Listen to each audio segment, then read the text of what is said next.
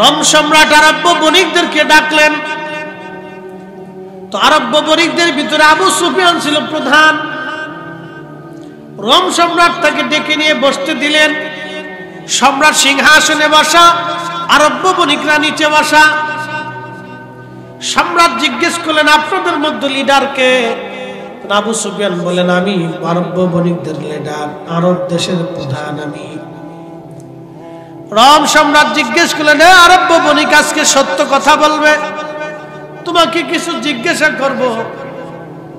আবু সুফিয়ান বলল, হ্যাঁ আপনি বলেন, কি বলতে চান? বলে, তোমাদের দেশে বলে একজন নবী আসছে, তার নাম মুহাম্মদ, বাবার নাম আব্দুল্লাহ, মায়ের নাম আমেনা, সে নাকি কুরাইশ বংশের বনু হাশিমের সন্তান। আবু সুফিয়ানের চিন্তা হলো, যদি মিথ্যা কথা বলি তাহলে আমার সাথীরা যদি বলে দেয় যে বাদশাহ আমাদের আমির মিথ্যা বলতেছে, তাহলে আমার মান সম্মান চলে যাবে, রোম সম্রাট আমাকে শাস্তিও দিতে পারবে। তো মিথ্যা বলা যাবে না, তবে আজকে ছাইড়েও দেওয়া যাবে না। আজকেও একটা সুযোগ আছে, মুহাম্মদ আজকে ধরাই দেবে। আবু সুফিয়ানের চিন্তা হলো এটা। বাদশা ডাক দিয়ে বলল, আবু সুফিয়ান বলো সত্য, মিথ্যা বলবা না তুমি। তিনার নাম বলে মুহাম্মদ, বলে হা। জীবনেও বলে মিথ্যা বলে নাই, বলে হা। দেখেন চরিত্র বলে খুবই সুন্দর, বলে হা। সম্ভ্রান্ত পরিবার, বলে হা। আরব দেশে তার মতো বংশ বলে আর কারো নাই, বলে হা। তিনি উত্তম চরিত্রের অধিকারী, বলে হা। রোম সম্রাট ডাক দিয়ে বলল, এ আরব বণিক, তাহলে তো উনি শেষ নবী, উনি আখিরি নবী। এবার আবু সুফিয়ান ডাক দেখায়, বাদশাহ আমার একটা কথা আছে। বলে, কি কথা বলো? বলে, লোকটা আগে ভালো ছিল কিন্তু এখন পাগল হয়ে গেছে। বলে, কি করে পাগল হইল? বলতেছে, বাদশাহ শোনে, সে নাকি বাইতুল্লাহ থেকে বোরাকের পিঠে চড়ে বাইতুল আকসা হয়ে সমস্ত নবীদের উপস্থিতিতে ইমামতি করে ওখান থেকে নারী প্রথম আসমান, দ্বিতীয় আসমান, তৃতীয়, চতুর্থ, পঞ্চম, ষষ্ঠ আসমান হয়ে আল্লাহর সাথে দেখা সাক্ষাৎ করে জান্নাত জাহান্নাম ঘুরিয়ে সে নাকি দুনিয়াতে আসছে। তখনও নাকি উজুর পানি করা, বিছানা নাকি তখনও গরম। তো লোকটাকে আগে ভালো মনে করতাম, এখন যে পাগল হয়েছে এটা তার বাস্তব প্রমাণ। আপনি সবার কাছে জিজ্ঞাসা করে দেখেন। সবাই বলল, লোকটা এই কথা বলতেছে। তো বাদশার কাছে এই কথাটা অত্যন্ত জটিল মনে হলো, যে এটা কি করে সম্ভব। পাশেই ছিল ওই বাইতুল আকসার যিনি ইমাম, পোপদের যিনি প্রধান, পাদ্রীদের প্রধানকে পোপ বলা হয়। পুরা রোম সাম্রাজ্যের যিনি পোপ, তিনি বলতেছেন, বাদশাহ আরব্য বণিক যদি এই কথা বলে থাকে তাহলে আমিও বলতেছি উনি আখিরি নবী। আরো জোরে বলে, উনি নবী। তো বাদশাহ বলতেছে, কি করে বুঝলেন?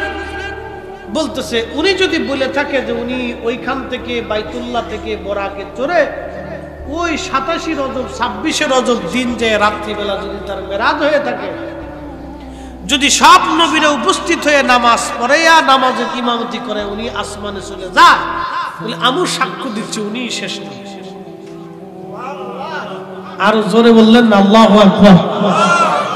আবু সুফিয়ান চাইছিল নবীর ইজ্জত নষ্ট করে দিবে, কিন্তু নবীর ইজ্জত দেনেওয়ালা কে? এবারে ডাক দিয়ে বলতেছে, পোপ তুমি কি করে জানলা তিনি নবী? পোপ ডাক দিয়ে বলে, বাদশা ওই দিন আমি নিজে বাইতুল আকসায় উপস্থিত ছিলাম। আরো জোরে। আমি ওই দিন বাইতুল আকসায় উপস্থিত। ওই দিনে রাত্রিবেলা, যে রাত্রে নবীর মেরাজ হবে, আমাদের অভ্যাস ছিল সারা রাত্রিবেলা মসজিদ থেকে বের হওয়ার জন্য সমস্ত দরজা জানালা বন্ধ করে দেই। আপনারা মসজিদের দরজা জানালা বন্ধ করেন না? তো ওই বাইতুল আকসার দরজা জানলা বন্ধ করার জন্য আমি সব জানালা দরজা বন্ধ করে দিলাম, কিন্তু মেন দরজা, প্রধান ফটক, এই ফটকটাও আমি তালা মারবো বন্ধ করার জন্য। দরজাতে এসে দেখি দরজার উপরের যে কার্নিশ, পাথরের কার্নিশটা দেবে, দরজার সাথে লেগে গেছে। বহু চেষ্টা করলাম, মিস্ত্রি আনলাম, কিন্তু কোনোতে কিছুতেই কাজ হলো না। দরজা আর ওখান থেকে সরাইতেও পারলাম না, লাগাইতেও পারলাম না।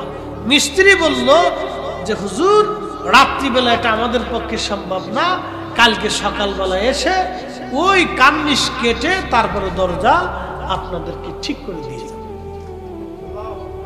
আরো জোর বল। না না, হয় না, আরো জোর।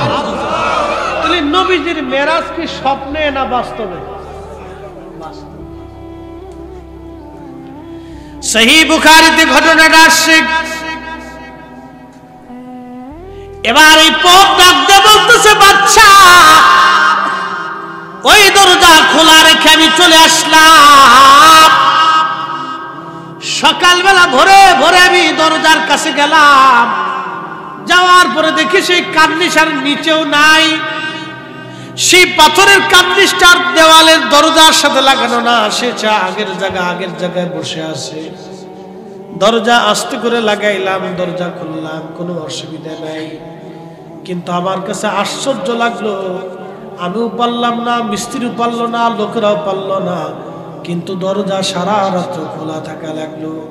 তাওরাত, জবুর আর ইনজিল ঘুটে ঘাটে দেখলাম আখিরি নবী মক্কাতুল মুকাররমা থেকে আব্দুল্লাহর বেটা আমিনার কলিজার টুকরা মুহাম্মাদুর রাসূলুল্লাহ সাল্লাল্লাহু আলাইহি ওয়াসাল্লাম বোরাকের পিঠে চড়ে বাইতুল্লাহ হয়ে সুবহানাল্লাযী আসরা বিআবদিহি লাইলাম মিনাল মাসজিদিল হারাম ইলাল মাসজিদিল আকসা। এই বাইতুল্লাহ থেকে বাইতুল আকসা এসে ১৬ লক্ষ নবী উনার পিছনে কাতার করে দাঁড়াইয়া নামাজ পড়বে। উনার ইমামতিতে নামাজ শেষ করার পরে ওখানেই বোরাক বাঁধবে। আমি দেখলাম বোরাক বাঁধার চিহ্ন দেখা যায়, বাদশাহ তারে বাহনটা বাঁধবে সেটার চিহ্ন নিদর্শন আমি দেখেছি। দরজা খোলা ছিল, ওই রাত্রিবেলা তার মেরাজ হয়ে গেছে। তাওরাত, জবুর, ইনজিলের মধ্যে লেখা আছে বাচ্চা আর বোঝার বাকি নাই, উনি আখিরি নবী, ওনার পরে আর কোন নবী দুনিয়াতে আসবে না। চিৎকার মেরে জোরে বলেন না মারহাবা। শ্রেষ্ঠ নবী দিলাম তরিয়ে নিতে রোজাহাসরে, পথ না ভুলি তাই তো দিলে পাক কুরআনের বাণী। খুদা তোমার মেহেরবানি। এটা আমার রাসূলের মেরাজের একটা পাঠ। কি করে আপনাকে বুঝাবো রাসূলের শান, আপনি বুঝেন তো। সেই মসজিদ নিয়ে আজও পর্যন্ত ইহুদিদের সাথে লড়াই চলতেছে। এই মসজিদ কি ইহুদিদের না আমাদের?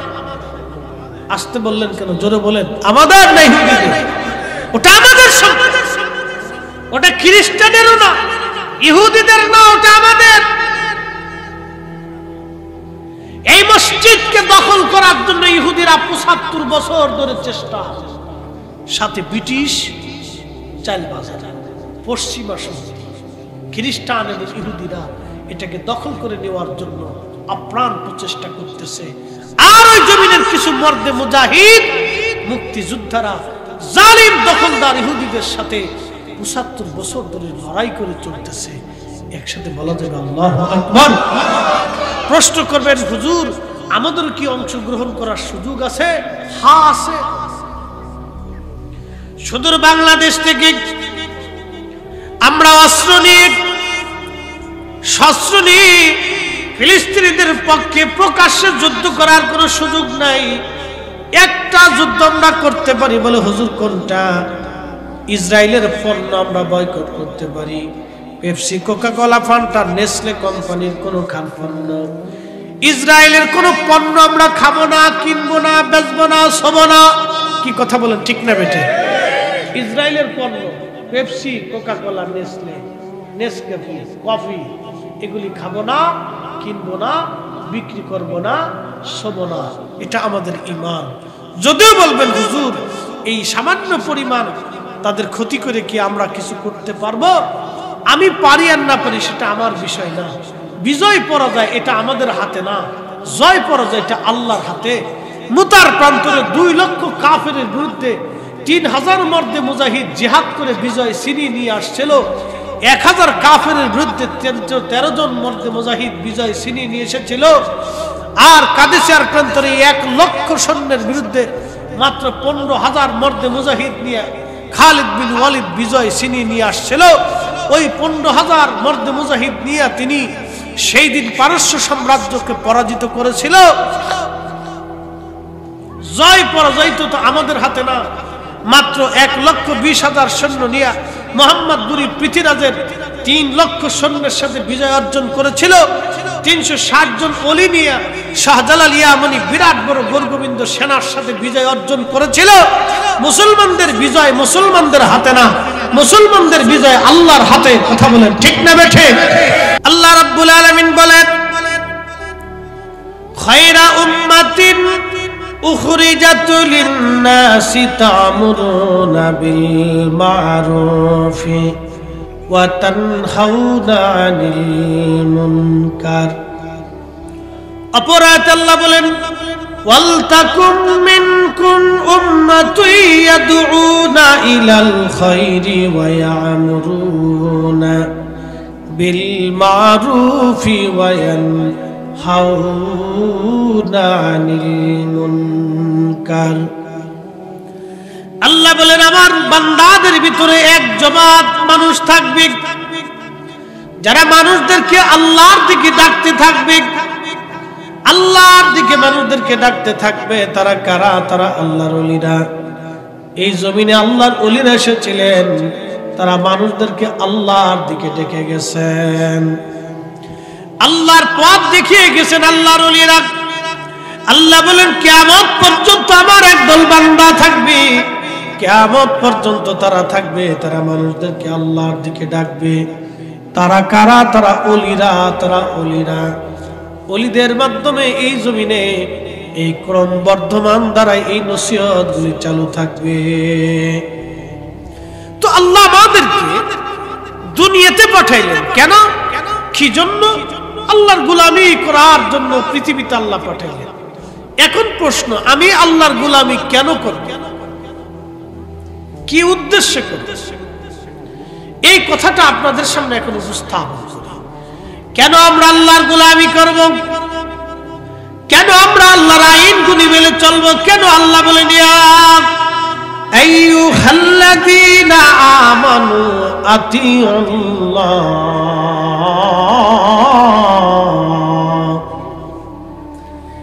কেন আল্লাহ বলেন, হে ঈমানদার তোমরা আমি আল্লাহর আনুগত্য করো? কি জন্য আল্লাহর আনুগত্য দুনিয়ার মধ্যে করা লাগবে? আমি আপনাদেরকে বুঝাই। এই যে আমরা দুনিয়ার মধ্যে আসলাম, আপনি আপনার নিজের চেহারার দিকে তাকান। আপনি ছিলেন শুক্রাণু, ডিম্বাণু, একটু পানির মাহিন, সজোরে নির্গত একটু পানি, যেটা বান্দার শরীর থেকে নির্যাস হয়ে বের হয়ে আসে। এই পানির ভিতরে শুক্রাণু, মৃত ছিলাম আমরা, কোন অস্তিত্ব পৃথিবীর মধ্যে আবার আপনার ছিল না।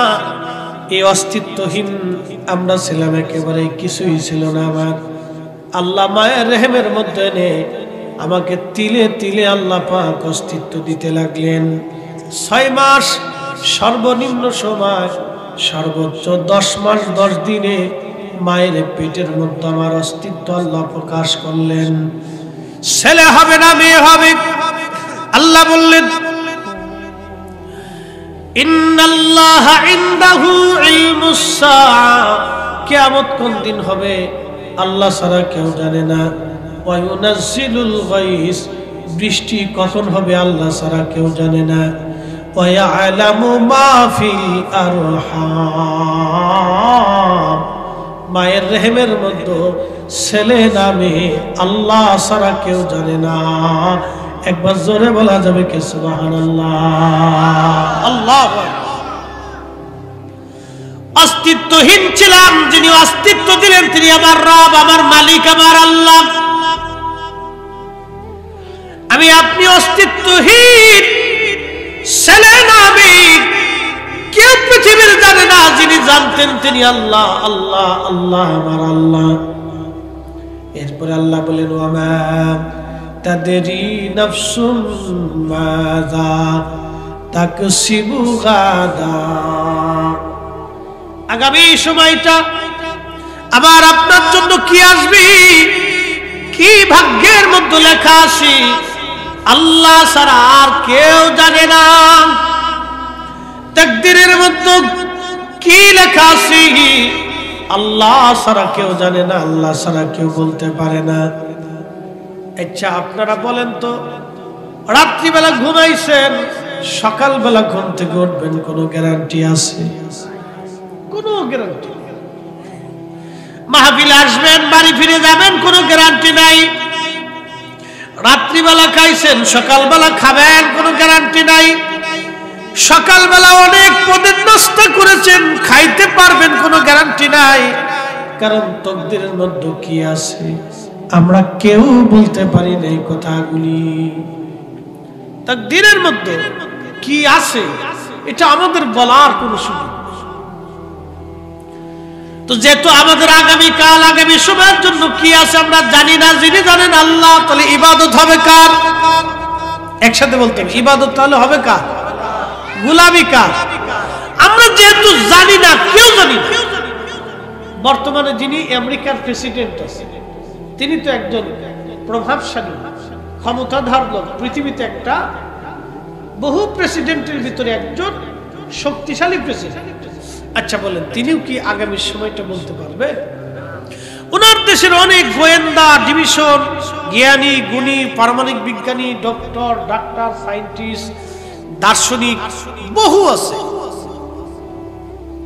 তাদের বেল্টে অনেক বড় বড় প্রকৌশলী, জ্ঞানী, বিজ্ঞানী, ডক্টর, ডাক্তার, দার্শনিক অনেক আছে, কিন্তু কেউ জানে না আগামী 1 সেকেন্ড পরে কি ভাগ্যে আসতেছে, কেউ জানে না। তার অর্থ হচ্ছে তাহলে যেহেতু আমরা জানি না, তাহলে যিনি জানেন তিনি আল্লাহ।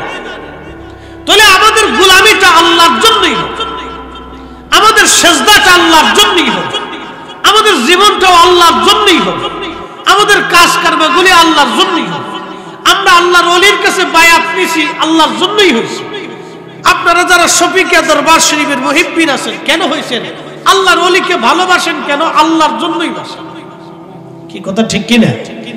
ওলিদেরকে ভালোবাসাটা আল্লাহর জন্যই। আপনারা যেই পীরকে ভালোবাসেন, যে ওলিকে ভালোবাসেন, আল্লাহর জন্যই বাসেন, দুনিয়ার অন্য কোন উদ্দেশ্য না, আল্লাহর জন্য। বলে কেন? তারা আল্লাহর পিয়ারা, আল্লাহর বন্ধু, এই জন্য ভালোবাসে।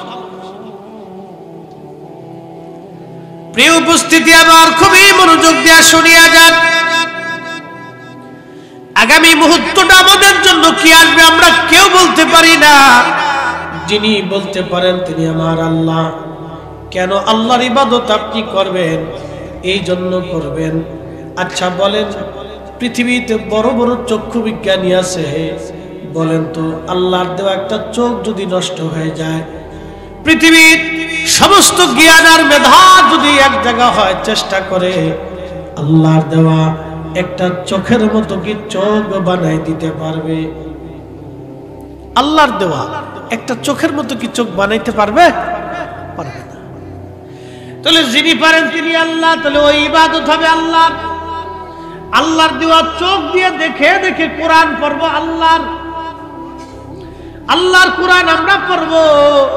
আল্লাহর দেওয়া এই জীবন দিয়ে হাত দিয়ে আল্লাহর কাছে জীবনটাকে ব্যয় করব, এটাই হলো আমাদের কাজ। প্রিয় উপস্থিতি, খুব মনোযোগ দিয়ে শুনিয়া যান। আল্লাহ একটা জিহ্বা আমাদেরকে দিলেন, এই জিহ্বার উপর আপনি যে খাবারটা দেন ওই জিহ্বা বলে দেয় এটা এই খাবার, সেটা সেই খাবার। এক এক খাবারের এক এক স্বাদ আল্লাহ পাক দিয়ে দিলেন। একই মাটির ভিতরে আল্লাহ শত শত কোয়ালিটির ফল দিলেন, একই মাটির ভিতর থেকে আল্লাহ শত শত কোয়ালিটির খাবার দিলেন, একই মাটির ভিতর থেকে আল্লাহ শত শত কোয়ালিটির গাছ দিলেন, একই পানির ভিতর থেকে আল্লাহ হাজার শত কোয়ালিটির মাছ দিলেন। ভাইজান, একই জমিনের উপর থেকে আল্লাহ শত শত কোয়ালিটির পশু পাখি দিয়ে দিলেন। আপনি এদেরকে খান, আল্লাহ যেটা হালাল করেছেন সেটা খান, সেটা ভক্ষণ করেন, আপনি সেটা খাচ্ছেন। আল্লাহু আকবার। জিহ্বা একটা, কিন্তু খাবার আছে হাজার হাজার। জিহ্বা একটা, খাবার আছে হাজার হাজার। পৃথিবীর সব জ্ঞান আর বিজ্ঞান যদি এক জায়গা হয়, আল্লাহর দেওয়া একটা জিহ্বা বানাই দিতে পারবে? তাহলে বলেন ইবাদত হবে কার? একসাথে বলতে হবে, ইবাদত তাহলে কার? গোলামি কার? আল্লাহ। ইবাদত গোলামি আল্লাহর। কারণ কি? সে আল্লাহর গোলামি কেন করবে, কিসের জন্য করবে, এই যে আপনাদেরকে ব্যাখ্যা করে শোনাচ্ছি কেন প্রয়োজন। আচ্ছা, আপনারা বলেন, এই যে বর্তমানে এখন গতকালকে রাত্রিবেলাও বৃষ্টি নামলো, এখনো আজকেও কিছু গুড়ি বৃষ্টি, এটা কি আবহাওয়া অধিদপ্তরের আইনে না আল্লাহর আইনে? আল্লাহর আইনে। জানুয়ারি মাসে এই সময় বৃষ্টি হবে, কে চিন্তা করছে? কেউ চিন্তা করে? আমাদের কল্পনা তো ছিল না যে এই সময় বৃষ্টি আসতে পারে। সবার চিন্তা শুকনার টাইম, এই সময়টাকে মাহফিলের জন্য, সেমিনারের জন্য সবাই বেছে নেয়। শীতের এই টাইমটা শুকনা থাকে, যার কারণে সবাই চিন্তা মুক্ত থাকে যে এই সময়টা অসুবিধা হওয়ার কথা না। কিন্তু তারপরও যিনি বৃষ্টি দিলেন তিনি আল্লাহ। কেন দিলেন সে আল্লাহ ছাড়া কেউ জানে না। সারা বাংলাদেশের দক্ষিণাঞ্চল দিয়ে প্রচুর পরিমাণে বৃষ্টি কেন দিলেন আল্লাহ ছাড়া কেউ জানে না। বৃষ্টির আগেও শীত, পরেও শীত আসে। এই শীত আবহাওয়া অধিদপ্তরের আইনে না আল্লাহর আইনে? আল্লাহর আইনে। সূর্যের গতি পরিবর্তন হয়, সকালবেলা উঠে পশ্চিম আকাশে ডুবে যায়। প্রশ্ন করি, জবাব দিবেন। সূর্য কি আমাদের আইনে উঠে না আল্লাহর আইনে? আচ্ছা, আল্লাহর আইনে উঠে। পৃথিবীর সব শক্তি যদি একত্রিত হইয়া সূর্যটাকে 1 মিনিট পরে উঠাইতে চায়, সম্ভব হবে? 1 মিনিট পরে দাবাইতে চায়, সম্ভব হবে? সম্ভব হবে। কিন্তু অ্যাটেনশন, আমার দিকে আবহাওয়া আল্লাহর আইনে, সূর্য আল্লাহর আইনে, রাতও আল্লাহর আইনে, দিনও আল্লাহর আইনে। কিভাবে? আল্লাহর কোরআন বলতেছে। কিন্তু একজনের জন্য আল্লাহ তার এই আইনকে পরিবর্তন করছেন, তিনি অন্য কেউ না, রাহমাতুল লিল। আল্লাহু আকবার। একজনের জন্য আল্লাহ সৃষ্টির আইনকে পরিবর্তন করছেন। আমি বুঝাইতেছি, একজনের জন্য আল্লাহ তার আইনকে পরিবর্তন করছেন। الشمس والقمر بحسبان والنجم والشجر يسجدان।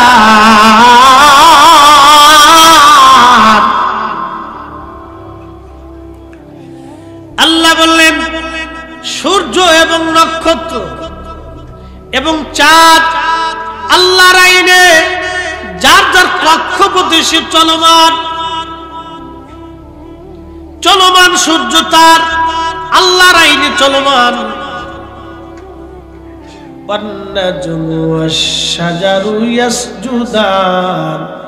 আর নক্ষত্র এবং গাছ আমি আল্লাহকে সেজদা দেয়। অপর আয়াতে আল্লাহ বলেন, আলাম তারা, ও নবী আপনি কি দেখেন নাই, আন্নাল্লাহা ইয়াসজুদু লাহু মান ফিস সামাওয়াতি ওয়া মান ফিল আরদ। আসমান ও জমিনের ভিতরে তার মানে প্রথম আসমান থেকে জমিন পর্যন্ত বিষয়টা এরকম না। আসমান জমিন নভমণ্ডল ভূমণ্ডল, এই নভমণ্ডল ভূমণ্ডল, তার মানে নভমণ্ডল ভূমণ্ডল একটা না, 7টা আসমান আর 7টা জমিনের ভিতরে যা আছে সব আল্লাহকে সেজদা দেয়। কেউ আল্লাহকে সেজদা দেওয়া বাদ দেয় নাই। একবার জোরে বলা যাবে কি আল্লাহু আকবার। সমগ্র সৃষ্টিগুলি আল্লাহর কুদরতি কদমের সামনে মাথা নত করে সিজদায় পড়িয়া যায়। আল্লাহর কুরআন বলল আশ-শামসু ওয়াল কমারু ওয়ান নুজুমু ওয়াল জিবালু ওয়াশ-শাজারু ওয়াদ-দাওয়াবু ওয়া কাসীরুম মিনান নাস।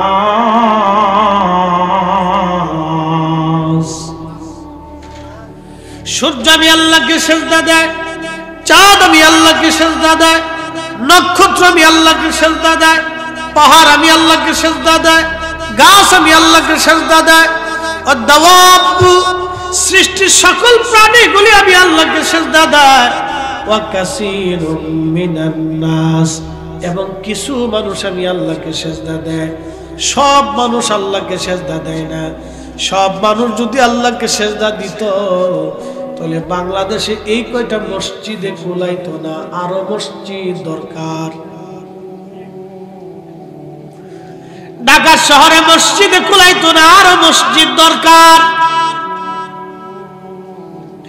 পৃথিবীতে এই কয়টা মসজিদ হয় না, আরো হাজার হাজার মসজিদ প্রয়োজন ছিল। সবাই আল্লাহকে সিজদা দেয় না। খুব মনোযোগ দিবেন। আল্লাহর সৃষ্টি সবকিছু আল্লাহর আইনে চলমান, কোনো কিছু আল্লাহর আইনের বাহিরে নাই। মৃত্যু কার আইনে? একসাথে বলবেন, কার আইনে? মরণ কার আইনে? 10 তলা থেকে পড়ার পরও মরে না, আবার দেখেছে ঘরের ভিতরে ঘুমের মতো মরে রয়েছে। কথা ঠিক কিনা? এগুলি কি আমাদের কোনো হাত আছে? কোন মানুষের হাত আছে কি? নেই। পৃথিবীর সবচেয়ে বড় ডাক্তার যিনি, চিকিৎসা শাস্ত্রের জনক যিনি, তার নাম ইবনে সিনা। তিনি কোন মহিলাকে সামনে নিয়ে চিকিৎসা করতেন। খুব বুজুর্গ লোক ছিল। কোন নারী ওনার সামনে আসছে, পর্দার আড়াল রাখতেন। কি অসুবিধা আছে পর্দার আড়াল থেকে উনি বলতেন। আর উনি হাতের মধ্যে সুতা বেঁধে দিতেন। উনি সুতা ধরতেন, ওই সুতা ধরে টেনে টেনে টেনে টেনে ইবনে সিনা তিনি রোগ নির্ণয় করতেন। একসাথে বলা যাবে আল্লাহু আকবার। তার মানে শুধু ডাক্তার ছিল না, আধ্যাত্মিক ডাক্তার ছিল। আগের যুগের কিছু বুজুর্গ ছিল, খালি বুজুর্গ না, তারা কালবের বুজুর্গ ছিল। এই কালবের চোখ দিয়ে তারা দেখতো, কালবের চোখের রাডারে তাদের ধরা পড়তো। কালবের চোখের রাডারে ধরা পড়তো যে কি চা, কি বলতে চা, তার উদ্দেশ্য কি, আল্লাহ ধরাই দিত। এটি এক অনন্য বিদ্যা।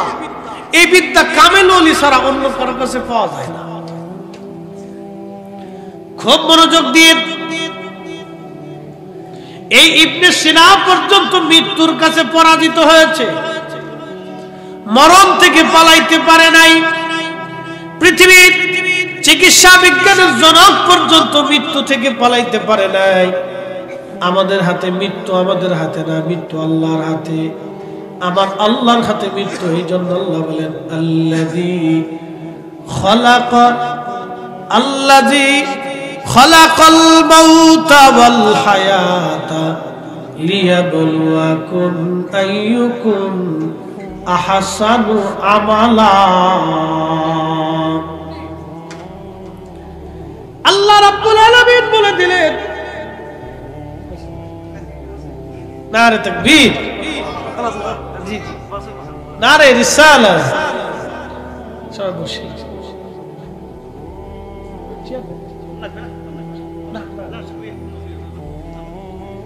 আমরা একসাথে বলি না আল্লাহু আকবার।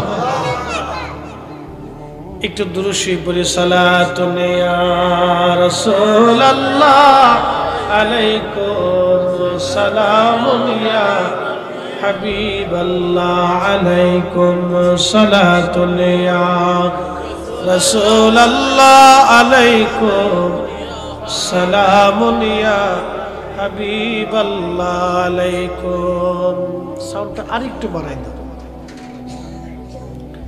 তো যেই কথা বলছিলাম যে এই সব কিছু আমাদের আইনের বাহিরে, আল্লাহর আইনের আওতার ভিতরে, আমাদের ইচ্ছার বাহিরে, আল্লাহর ইচ্ছার ভিতরে, আমাদের সব ক্ষমতার বাহিরে, আল্লাহর ক্ষমতার ভিতরে।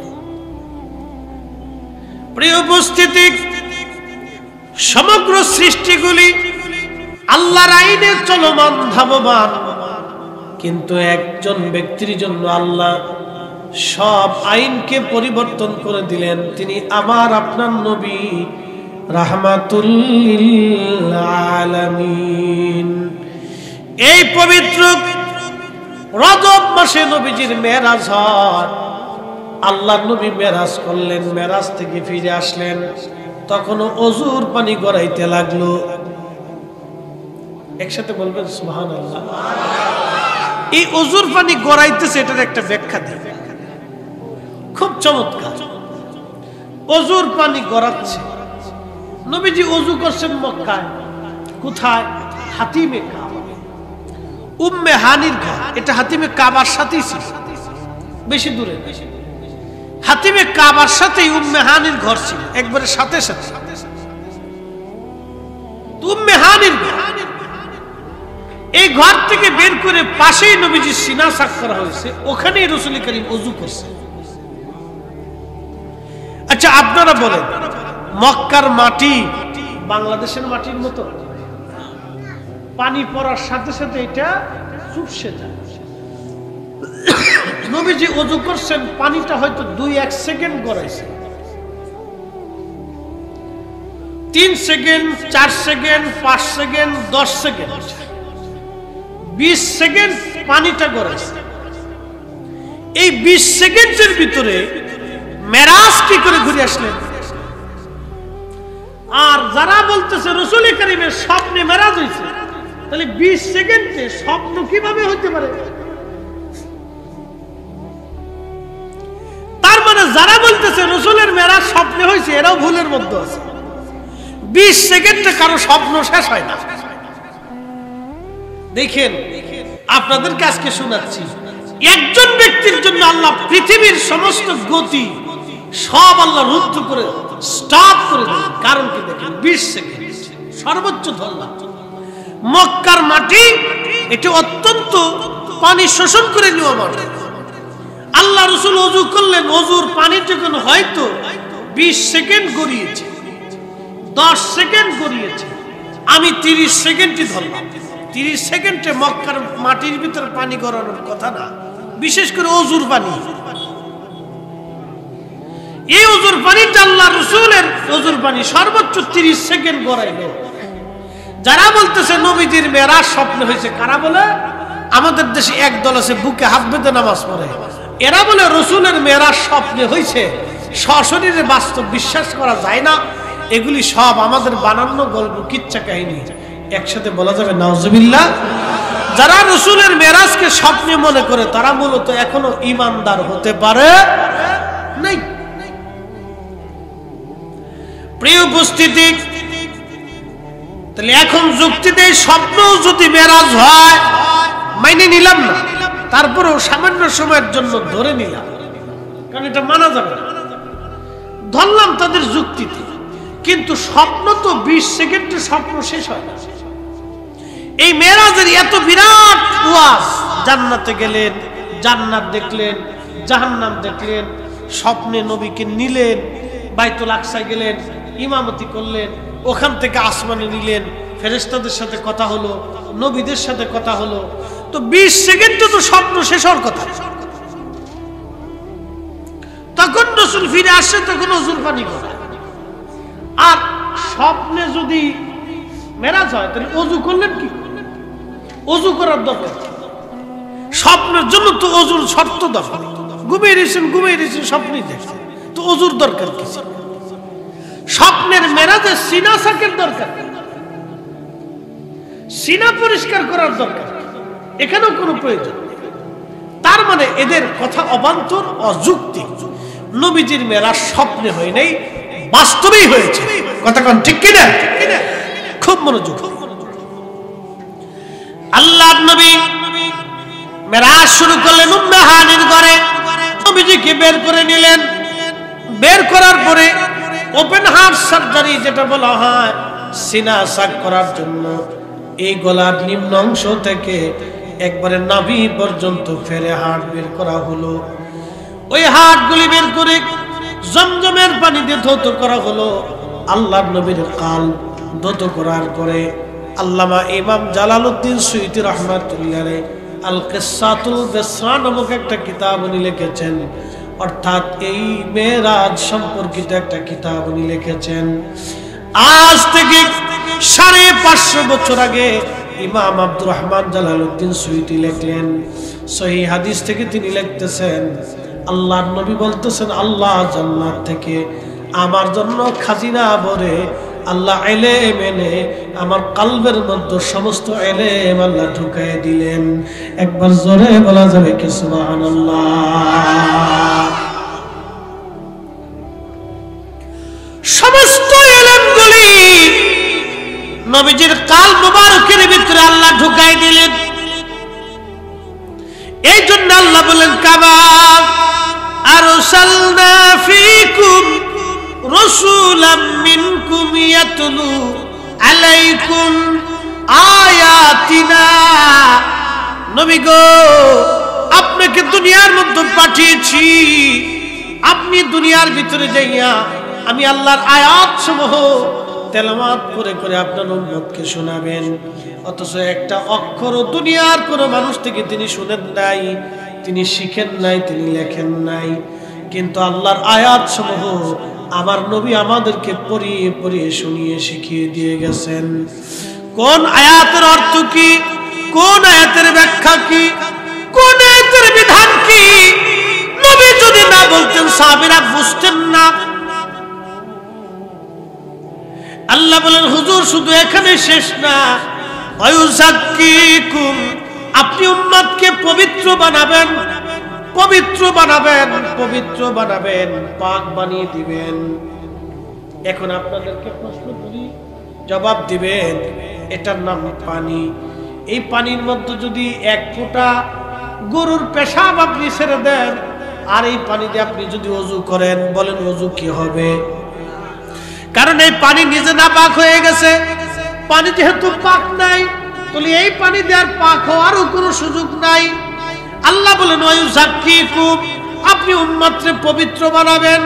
এর অর্থ হলো উম্মত নাপাক, কুফরিতে তারা নাপাক অবস্থায় রয়েছে। ইন্নামাল মুশরিকুনা নাজাসুন, কোরআন বলে নিশ্চয়ই মুশরিকরা নাপাক, অপবিত্র। আপনি কুফরি থেকে উম্মতকে পবিত্র বানাবেন। এখন আপনাদের কাছে প্রশ্ন, নবী যদি পাক না হয় তাহলে উম্মত কি পাক হবে? যিনি উম্মতকে পবিত্র করার জন্য আসছে, তিনাকে আল্লাহ পবিত্র করে দুনিয়াতে পাঠিয়েছে। এজন্য আল্লাহ রাসূল পাক এবং সাফ, সব কিছু থেকে মুক্ত এবং পবিত্র। কথা কোন ঠিক না বেঠিক? এই জন্য আমরা অনেক সময় বলে থাকি রাসূলে পাক, রাসূলে পাক। আমার দেশে যারা বুকে হাত বেঁধে নামাজ পড়ে, এদের যুক্তি হলো আল্লাহ নিজে পাক, নবী পাক হইতে পারে না। নবীরে পাক বললে শিরিক হয়েছে। চিন্তা করছেন তাদের ব্যাখ্যা কত বড় ভুলের মধ্যে। আল্লাহ নিজে তার রাসূলকে পাক বলতেছে, আর উম্মত এসে রাসূলের নাপাক বলতেছে। তার মানে বুঝে গেল আল্লাহ চাইতে বান্দার বুঝ বেশি হয়ে গেছে। আর যখনই আল্লাহ চাইতে বান্দার বুঝ আসবে, তখন বান্দার জায়গায় নাই, বান্দার শয়তানের জায়গায় চলে গেছে। ও যতই নামাজ পড়েন আর রোজা করেন, জিকির করেন, আজকার করেন, সহিহ হাদিস যতই মানুষ, বাবা নবীর সাথে বিয়াদবি করে জান্নাতে যাওয়ার কোনো রাস্তা নাই। কথা কন না কেন? ঠিক কিনা? কোনো সুযোগ। আমি আপনাদেরকে বুঝাচ্ছি, এখানে আয়াত শেষ হয় নাই, আরো আছে। আল্লাহ বলেন, ওয়ায়ুআল্লিমুকুমুল কিতাবা ওয়াল হিকমা ওয়ায়ুআল্লিমুকুম মা লাম তাকুনু তা'লামুন। শ্রেষ্ঠ নবী দিলাম তরিয়ে নিতে রোজা হাসুরি শ্রেষ্ঠ নবী দিলাম তরিয়ে নিতে রোজা হাসুরি পথ না ভুলি তাই তো দিলে পাক কুরআনের বাণী খুদা তোমার মেহেরবানি সুন্দর ফুল সুন্দর ফল মিঠা নদীর পানি খুদা তোমার মেহেরবানি তুমি কতই দিলি রতন ভাই বারাদার পুত্র স্বজন তুমি কতই দিলি রতন ভাই বারাদার পুত্র স্বজন খুদা পিলি অন্ন যুগাও মানি চাই না মানি খুদা তোমার মেহেরবানি শফিকিয়া দরবারের মুহিব্বিন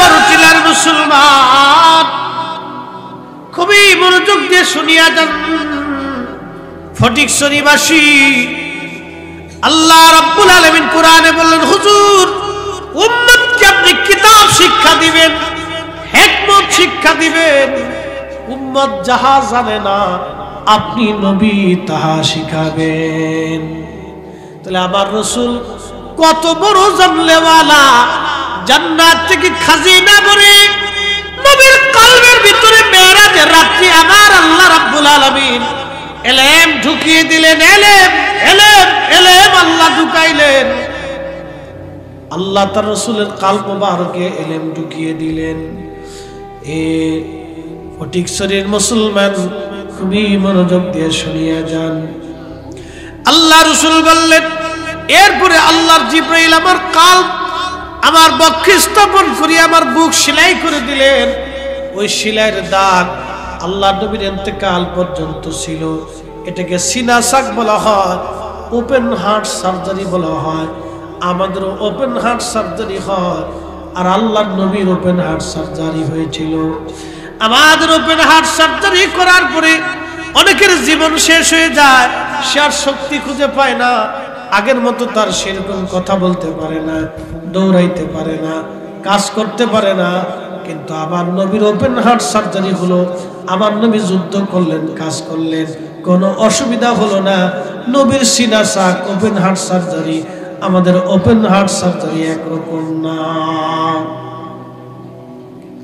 কি এক আশ্চর্য রাসূল করিমের জীবন আপনি যত শুনবেন তত আপনার কাছে আশ্চর্য মনে হবে যে এটা কি করে সম্ভব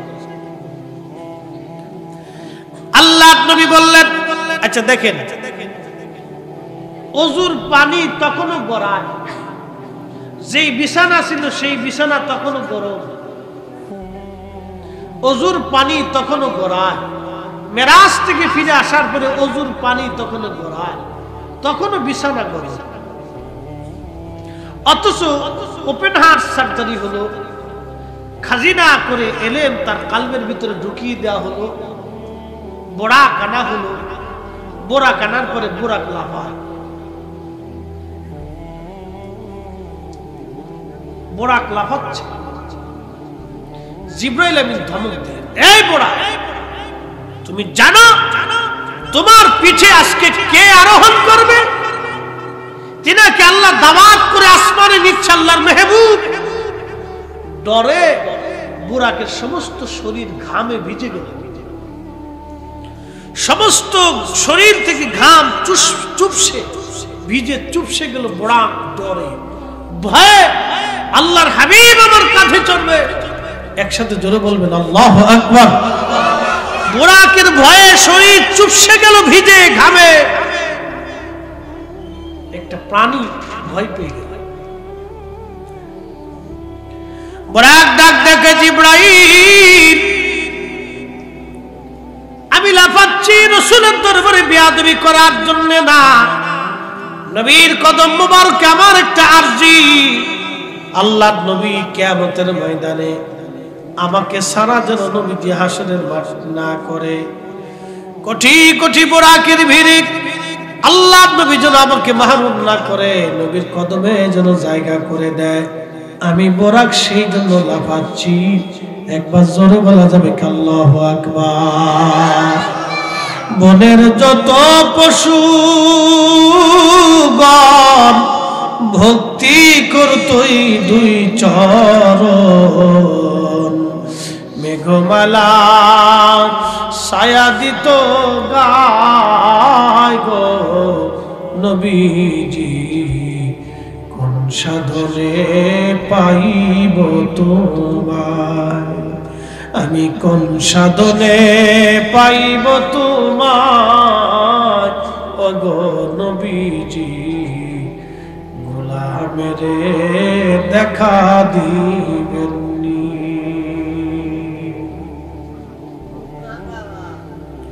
শফিকিয়া দরবারের মুহিব্বিন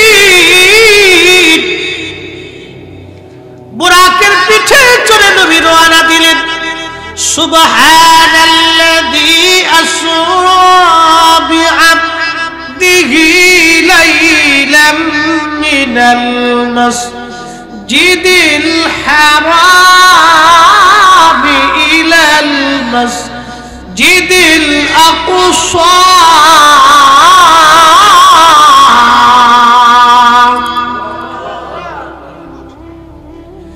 আল্লাহ মেরাজের ওয়াজ করার আগে নিজে সুবহানাল্লাহ বললেন, নিজে আল্লাহ সুবহানাল্লাহ শব্দ বললেন। আল্লাহু আকবার। আল্লাহর নবী বলতেছেন, আমি বোরাকের পিঠে চললাম, বোরাক আমাকে নিয়ে রওনা করলো।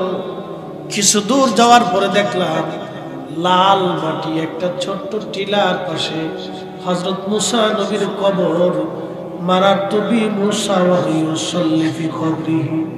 আমি দাঁড়ায় দেখলাম মুসা নবী কবরের ভিতরে দাঁড়ায় দাঁড়ায় সালাত আদায় করতেছে। চিৎকার করে জোরে বলেন আল্লাহু আকবার।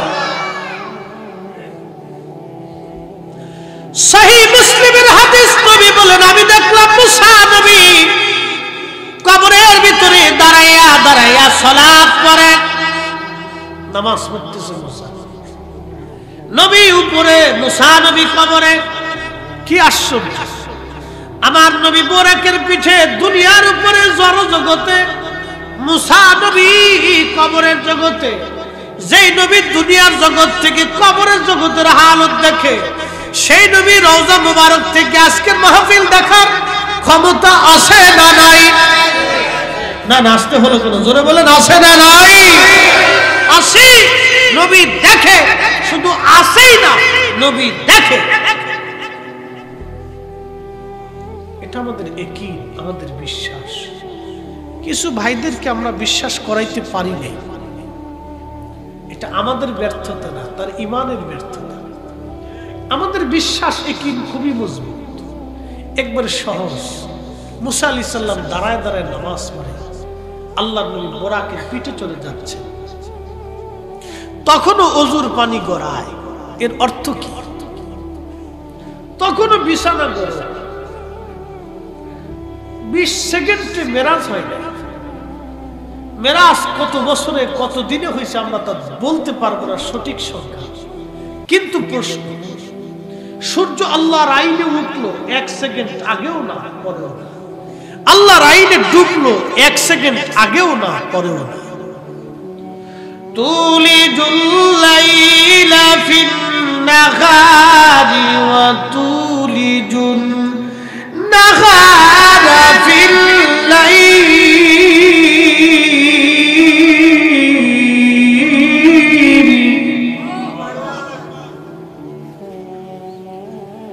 রাত থেকে দিন বের করি, দিন থেকে রাত বের করি আল্লাহর আইনে। 1 সেকেন্ড আগেও হলো না পরেও হলো না, কিন্তু রাত গেল, দিন গেল, সূর্য উঠলো, সূর্য নামলো, ওজুর পানি তখনও গড়ায়। এর অর্থটা কি? সূর্য উঠেও নাই, ডুবেও নাই, রাতও আসে নাই, দিনও আসে নাই। যে রাত্রি মেরাজ, যেই সময়ের জন্য মেরাজ শুরু হয়ে গেল, তামাম সৃষ্টিকে আমার আল্লাহ স্টপ করে দিলেন। আস্তে কেন, জোরে বলেন, আরো জোরে। আল্লাহর আইনে সব স্টপ। শুধু রাসূল কারীমের ইজ্জতের কারণে সবগুলিকে আল্লাহ স্টপ করে দিলেন। সূর্যের জায়গায় সূর্য স্টপ, চাঁদের জায়গায় চাঁদ স্টপ, আকাশের জায়গায় আকাশ স্টপ, সমুদ্রের জায়গায় সমুদ্র স্টপ, নদীর জায়গায় নদী, ঝর্ণার জায়গা ঝর্ণা, আবহাওয়ার জায়গা আবহাওয়া, বাতাসের জায়গা বাতাস, সবগুলিকে আল্লাহ স্টপ করে দিলেন। শুধু আমার রাসূল চলমান। আল্লাহু আকবার। না না, আরো জোরে বলতে হবে আল্লাহু আকবার।